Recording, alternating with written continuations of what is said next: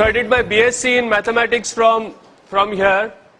I got a gold medal for that, but 1 year before that I had flunked. So it was only on my second attempt that I managed to get a gold medal, and then I did my MS in mathematics from IIT Bombay. And after that I thought it would be much more interesting to teach people meditation and make them happy rather than teach them maths and make them miserable. You know? So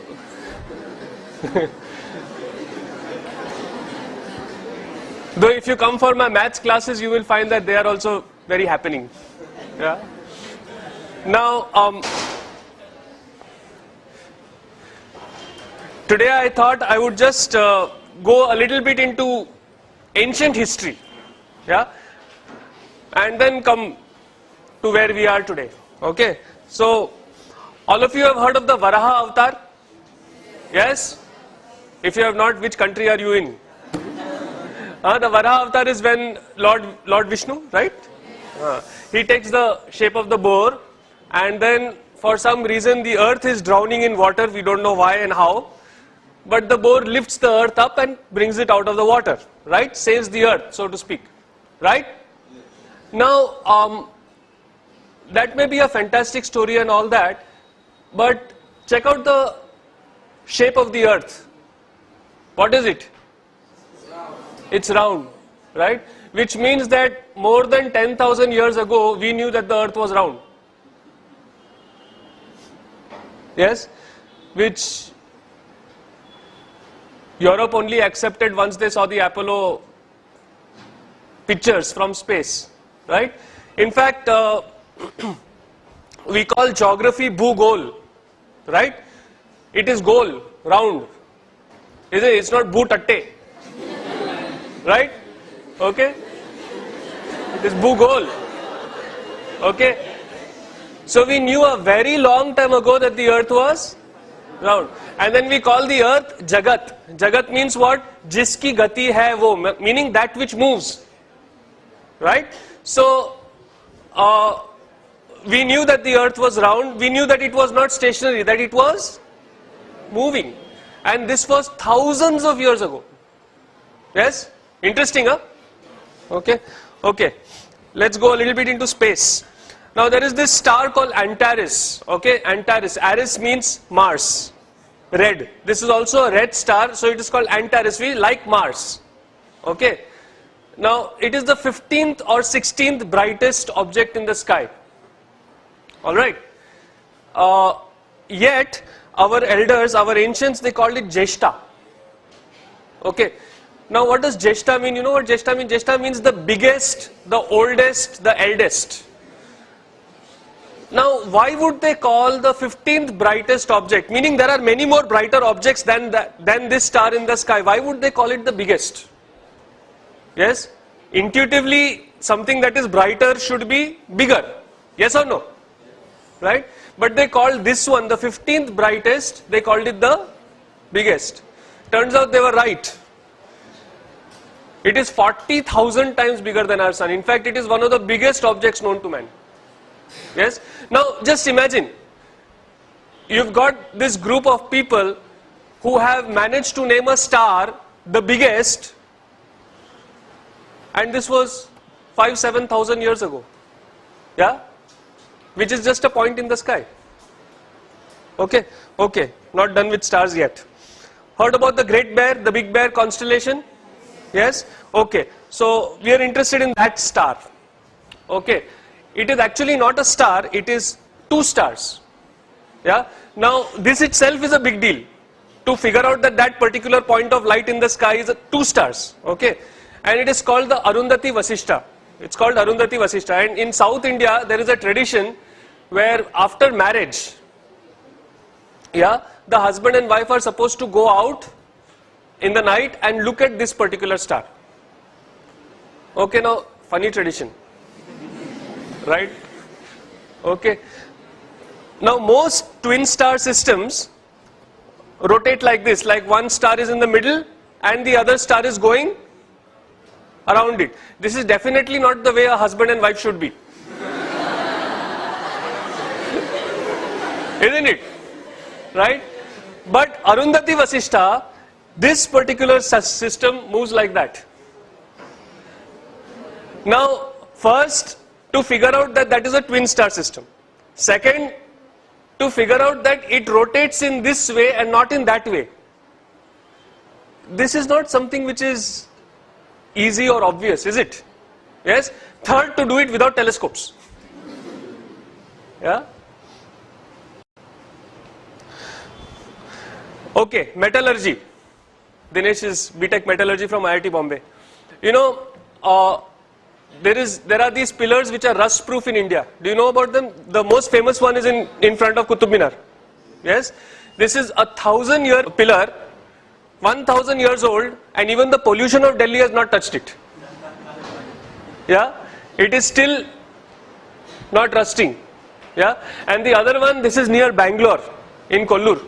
Yeah? Where there is 750 centimeters of rain a year, 6 to 8 months a year, and this has been there for 2,400 years. Yeah? And it is rust proof, no rusting. About the second pillar, what is more interesting is it was not built by any expert. It was built by the tribal, the aboriginals of that area to welcome Adi Shankaracharya when he came to their village. Yeah? So this technology was there, not even with like the learned Brahmins or something like that. It was available to the tribals. Yeah? Then there is this mystery of zinc. You know, India held the sole knowledge of how to remove zinc from zinc ore for 4,000 years. Yeah? Because zinc, it's a very, very interesting thing. Zinc, from the ore, the zinc becomes liquid at 997 degrees Celsius. But that same zinc then vaporizes and becomes gas at 1000 degrees Celsius. So it is only a 3-degree window that you have to pull that zinc out. And it is incredibly difficult. Yeah? You know what we did? It was very interesting. See, usually if you see a furnace, kya hota hai? There is the furnace and then something is coming out and being accumulated. Isn't it? This is the way most distillation is done. Yes or no? You've got the heat from the bottom and something comes out and it is collected. Now, when the heat was coming from the bottom, what would happen? The zinc would become liquid. It would go down or it would just evaporate and go out. Right? So what did these people do? They turned it upside down. They put the heat on the top and they put an ice bath below it, cold. So it would come down, then it would go in the cold, it would solidify and you would get the zinc. Yeah? For 4,000 years we kept this technique secret over here. Yeah? All the zinc in the world was made only by India. Nobody else could make it only. Yeah? Then one Chinese fellow stole it. Yeah? And then one British fellow stole it from the Chinese. There was this guy called William Champion who made the first zinc distillery in Great Britain in the year 1543. Before that, for 4,000 years, if you wanted zinc, you had to come to us. Now, this is a nice shloka in the praise of Lord Krishna. When you look at this shloka, do you think that there is anything special about it? It is like all other shlokas. Oh Krishna, you are great, you are this, you are that. Yes or no? Right? Only thing is there is this thing, there is a protocol called the Katapayadi Sankhya. Okay? Took me a long time to learn to pronounce that. Yeah, so there is this Katapayadi Sankhya where they give particular alphabets, particular numbers. So for example, Katapaya is 1 and so on. And then if you substitute these numbers in this shloka, you know what you get? The value of pi correct to 30 decimal places. Yeah. So we knew how to do encryption also. Yeah. Acha, now don't you like this what I am talking about? So clap and tell me no. Ah. Yeah. You know, I am not used to just talking to an audience. I want audience feedback also. All right. Okay. If you don't like it, then do like that. So I know. Now recently I had been to Goa, and in Goa there is this place called Vasco da Gama. You have heard of it, right? Now why is Vasco da Gama called Vasco da Gama? Because there was this fellow from Portugal who came and supposedly discovered India, right? Okay, let me tell you the true story. This story is in Vasco da Gama's own journal, which is there in Lisbon today. Okay, there were two guys who went searching for India. One of them was Christopher Columbus, the other was Vasco da Gama. Okay, now Christopher Columbus, he went in the opposite direction. From Europe he went up, okay, and he found America. Only he thought America was India. Okay, that is why the natives of Americans are called Indians. That's where the Indian name comes, because he thought मेरे को India मिल गया, right? So he called those people Indians. He called them Indians actually. Then the other people came and called them red because they were not white. Yes. So that was Christopher Columbus' story. Vasco da Gama, he went in the opposite direction. If you know your geography, he came down from Africa, and he was too chicken to go out into the main sea. He would only sail keeping the coast in view. Okay, and he was having the biggest ship available at that time in Europe. All right, so he came all the way down to the Cape of Good Hope. Okay, and over there he was wondering, now how do I cross, because from there to go to India you have to go across the ocean, across the sea, right? Over there he met a Gujarati whose name was Kanha. Okay, he does not mention the surname, possibly Patel. Okay. Yeah. So he met this Kana Bhai who was a trader from India, from Gujarat, who had ships 12 times the size of this ship. 12 times. And remember, Vasco da Gama's ship was the biggest ship in Europe at that time. Okay, he had ships which were trading ships, forget about military ships, trading ships which were 10 to 12 times the size of Vasco da Gama's ship.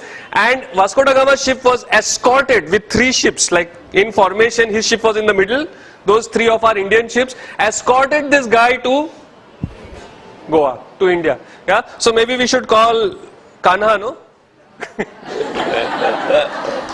Yes.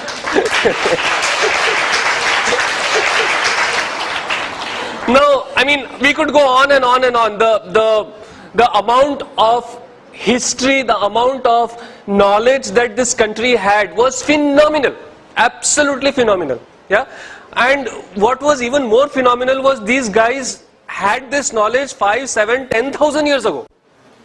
Yes, when Europe was still, using bow and arrow to kill deer, our people were distilling zinc. Yes. Now, how did they have this knowledge? Yes. No, there is only one reason. All our scientists were saints. All of them did pranayam, all of them did yoga, all of them meditated. Yes. So what happened was, because when you have trained your mind like this, when you have meditated, when you know how to do this, and you have done it for appreciable number of years, then you are no longer limited by physical instruments. If you want to go into outer space, you close your eyes, you can go. If you want to go into the depth of the atom, you close your eyes, you can get there. And then you are seeing it, right? So it has to be accurate. That is how Arundhati Vasishta turns out to be a twin star system which rotates around each other. Yeah? Are you getting what I'm saying? Yes. Yes? That is how you can figure out how to make rust-proof iron, which even till today we have not figured out.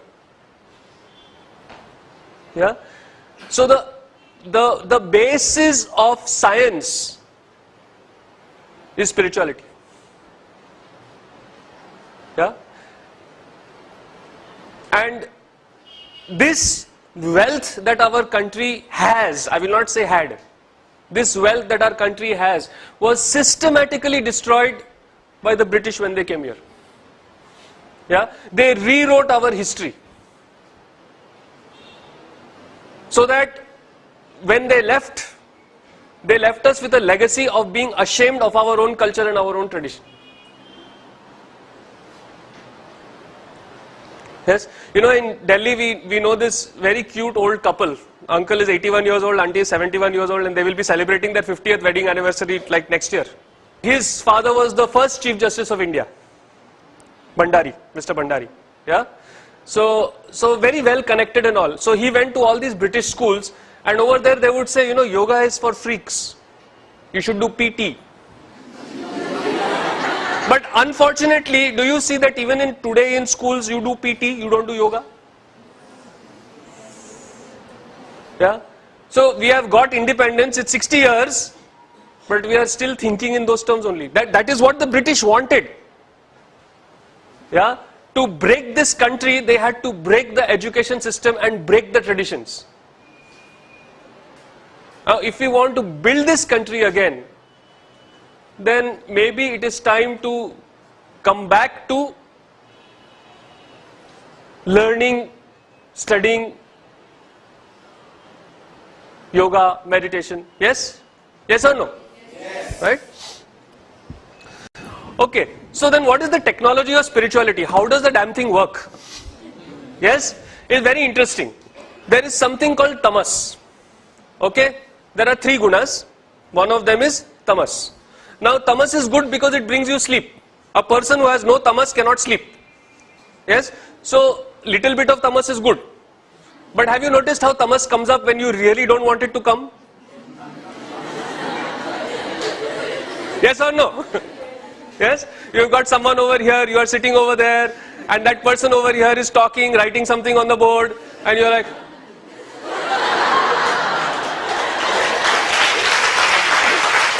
right? So that is unwanted tamas, isn't it? Yes? Now, what happens when tamas goes out of control? First thing is laziness and lethargy. यार आज कुछ नहीं करने का है. होता है कि नहीं? Sometimes you will wake up in the morning. Now, if this happens once, twice, 3 times, 4 times, even 5 times a month, it's all right. Yeah? But if it happens regularly, then you get into the second one, which is procrastination. बाद में करेगा. बाद में करेगा. I'll do it later. I'll do it later. Isn't it? Yes? And that then goes into loss of way. I'm not interested in anything, यार. क्या bore हो रहा है life में? Have you noticed how you say these words? So up till these first 3, it is funny. But then it goes into depression. Yeah?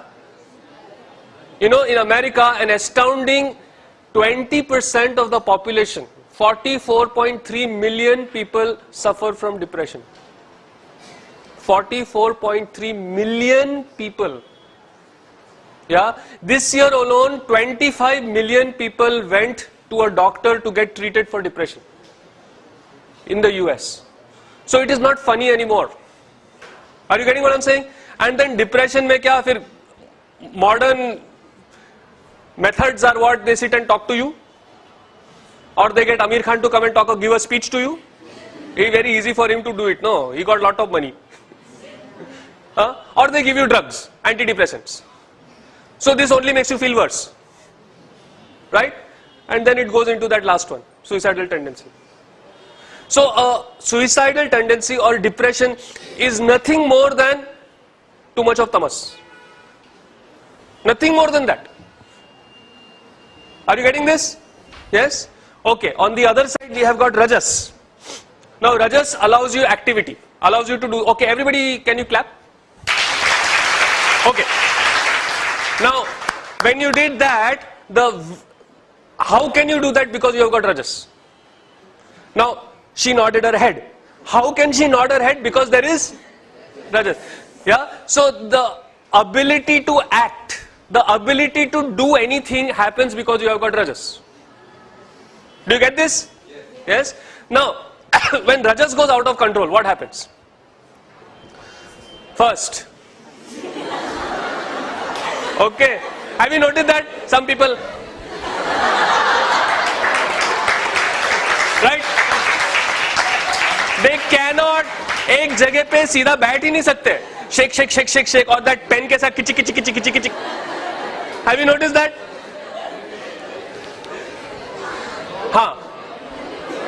Cooler, no? Okay, so they cannot sit still. Then the second thing that happens is you close your eyes, so many thoughts come. Have you noticed? Has that happened? Aankh band karte, my God, right? Yes? That goes into impatience and indecisiveness. I don't know what to do, what should I do this, should I do that, should I do this? And you are continuously only thinking about what to do, so you don't do nothing. Happened? Yes. Quite regular? Yes. Now up till here, again, like I said, it is funny. Yes, but that can get into irritability, which can go into anger and aggression, which can become violent. Yeah. Then certain time you just hit somebody, you slap somebody, you shout at somebody, you become like a unpredictable walking volcano. Right? Nobody knows when you are going to erupt on them. Are you getting what I'm saying? Yes. And in extreme cases, we have all heard of this. No, some kid goes and just generally shoots people. Yeah. And when that happens to your friends, it's not funny anymore. It's tragic. Right? But this is just uncontrolled rajas. Now, uncontrolled tamas, violence to yourself. Suicide. Uncontrolled rajas, violence outside, violence to others. Yes. Now, notice that both these are required. You cannot say, let us eliminate rajas and tamas. Then you can't sleep, you can't act. It is required. Rajas is required. Tamas is required. But in the proper quantity. When rajas and tamas are balanced, then what happens? Something very beautiful. It is called sattva. Okay? Sattva is purity, beauty. Yeah? See, when you see a beautiful sunset, how do you feel? No, that is sattva. That va is sattva. Alright? Do you get it? So, how do you know that sattva is high? Number one, when you close your eyes, you are not bombarded with thoughts.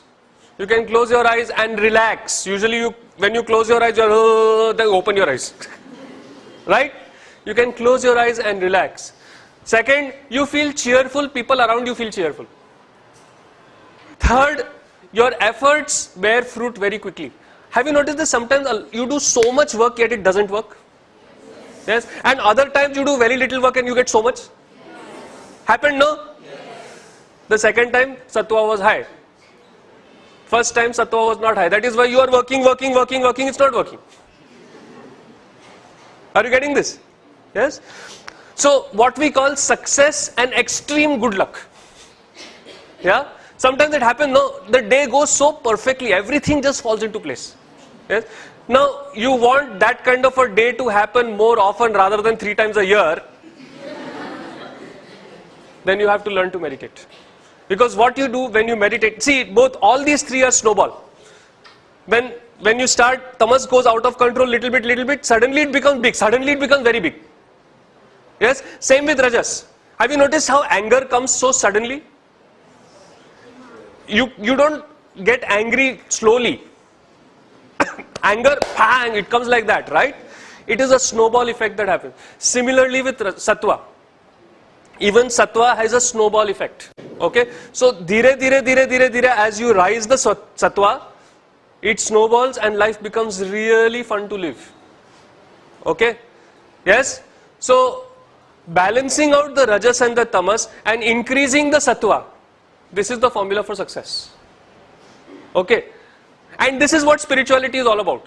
Spirituality is not sitting on the top of Mount Everest and chanting Om and turning blue. Okay? Spirituality is not generally renouncing everything as if you have anything to renounce also. Yeah? No, spirituality does not mean not having money. Okay? In India, Narayana and Lakshmi are married to each other. Isn't it? Narayana is the Lord of knowledge. Lakshmi is the goddess of wealth. Knowledge and wealth go together. Unko divorce nahi hai. Okay? So many people think, oh, spirituality means I should be poor. That's bullshit. Okay? If you are truly spiritual, then you are definitely rich. Check out my laptop.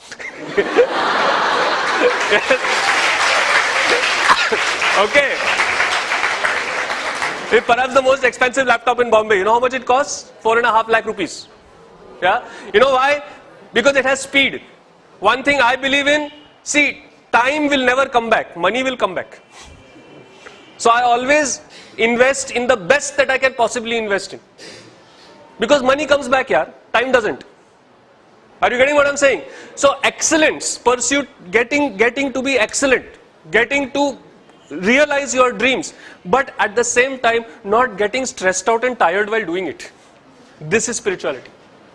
Okay? If you have had any other concept of spirituality, throw it out of the window. Okay? Because that's not it. Alright? Okay. So now, would you like to increase your sattva a little bit? Yes. Shall we meditate? Yes? So about 7-8 minutes we will meditate. Okay? 7-8 minutes. All you have to do is close your eyes, sit comfortably and follow my instructions as much as you can without effort. Alright? Suppose I say think of the color pink and all you can do is see blue. Don't go where the hell is that pink. Okay? You stay with blue, it's alright. Alright? Okay? So absolutely no effort. You just sit relaxed. Yeah, and I will say a few things and you listen to. When you are meditating, you need to close your eyes. Okay? I give you my personal guarantee that the room will still be here when you open your eyes. Okay? So while meditating, don't, hai. Okay? Everything will be right here. Don't worry about it. Okay? Yes? Is this alright with everybody? Yes? Okay, good. So let's sit comfortably. Let's close our eyes. How do you feel? You know how long it has been? Check your time. It's almost 20 minutes. Did you feel 20 minutes? Yeah? See, now at this moment, is anybody feeling even little depressed? Is anybody feeling even little irritated? Angry? This is the thing. Yeah? You balance the rajas and the tamas and you go into sattva, you start feeling good. It's as simple as that. Okay? It's so simple. Yes? And yet it is so profound and powerful. Are you getting what I'm saying? Yes? And this is something that you need to learn. Yeah? No, it would be so nice to be able to increase your sattva at will. You're not having a good day, sit in a corner, do your meditation, do your pranayam. Good day has to happen. Samajh mein aa rahi baat? Alright? So this is a Shakti, this is a power that is available to you. But you don't use it. Yes? We need to learn how to use it. Alright? Now, why do we want all this sattva business? Right? Everybody here wants to be successful? Okay. Let's understand success. What is required to be successful? There are two things that are required basically. One is what we call domain expertise. Yeah? Which means that if you are a doctor, you should know where the kidneys are. Or if you are an architect, you should know the difference between the floor and the ceiling. Right? Are you getting what I'm saying? Or if you are a chemical engineer, you should know that H2 stands for hydrogen. Things like that, domain expertise. Yes? Knowing your subject. Okay? This is one thing. The second thing is what we call soft skills. Ability to handle stress, interpersonal relationship, confidence, ability to take decisions, clarity of thought, ability to communicate.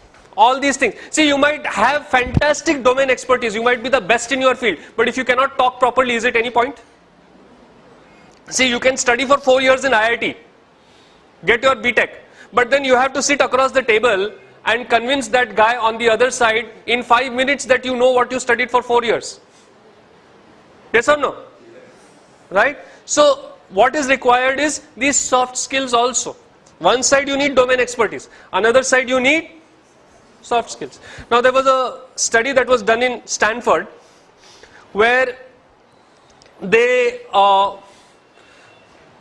asked extremely successful Stanford graduates, how much percentage do you attribute the success of your life to domain expertise and how much percentage do you attribute to soft skills?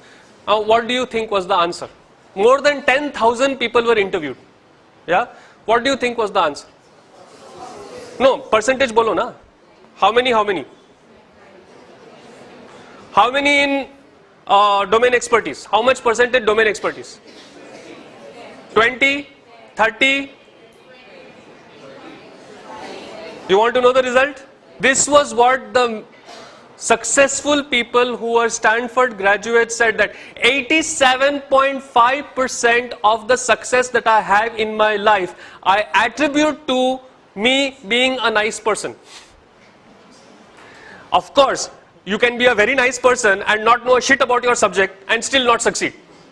So this is important. 12.5% is important, but it is 12.5%. Now, if you check out the time, effort and money that you spend in developing these two, it is absolutely the opposite.